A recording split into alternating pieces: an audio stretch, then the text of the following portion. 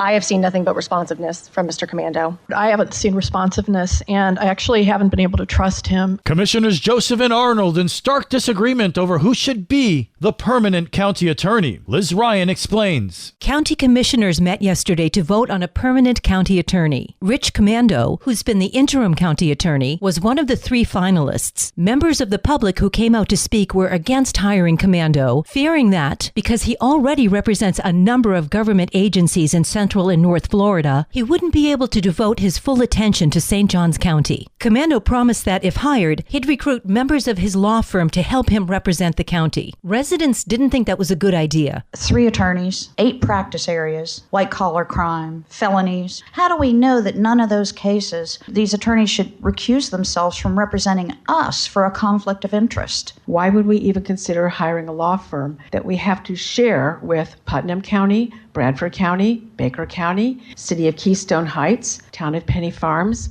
During commissioner discussion, Arnold and Whitehurst made it clear they support Commando. Commissioners Joseph and Taylor preferred one of the other 2 candidates, saying they would make representing St. Johns County their only and full-time job. Commissioner Whitehurst offered up a compromise, having Commissioner Clay Murphy negotiate a contract with Commando's law firm. Commissioner Murphy, you mentioned the negotiations part of what he'd be required to do per the contract. So I'd like to amend my motion to hire Richard Commando as the permanent county attorney and have Commissioner Murphy lead the negotiations. As chair, Krista Joseph felt that would be her place to do. The chair has always been the one to negotiate with the county attorneys. So that's a definite way to supersede the actual way things are done. The vote was 3-2 to hire Rich Commando and his law firm to represent the county. Taylor and Joseph voting no, Arnold and Whitehurst voting yes. Clay Murphy was the swing vote. He voted yes. For St. Augustine's Local Morning News, I'm Liz Ryan. This local news is a service of your hometown Toyota dealer, Beaver Toyota US 1 St. Augustine, here to wow you.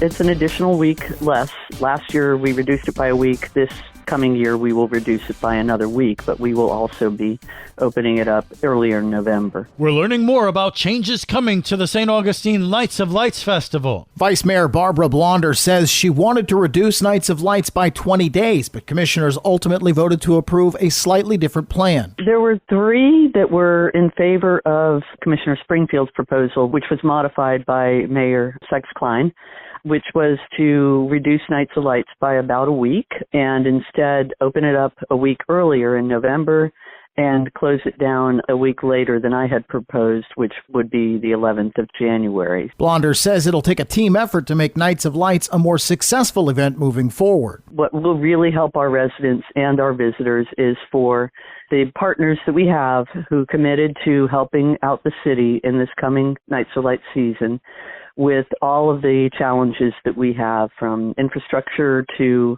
traffic. So our 2 county commissioners who were present affirmed that they would help. The TDC affirmed that they would help, and the business community affirmed that they would help. So we will get some win out of this if those commitments come through. This year's Nights of Lights will run November 15th through January 11th. For St. Augustine's Local Morning News, I'm Daryl Moody. There's a new fire station coming to Flagler Estates. Today at 10 a.m. will be the groundbreaking ceremony for this new station to better serve the community. Chris Knapp of St. Johns County Fire Rescue. And the location is going to be at 4630 Melanie Street in Flagler Estates. This is going to be a combined sheriff's office and fire rescue station that will actually further strengthen the law enforcement and the fire rescue presence in the Flagler Estates area. So we're inviting all the community to come out. We hope to have the station finished by the end of the year. There will be quite a few dignitaries in attendance to turn over the first shovelfuls of dirt. The sheriff and the fire chief will be there, as well as, I believe, the county administrator, and also, I believe, Commissioner Arnold will also be there. Chris Knapp.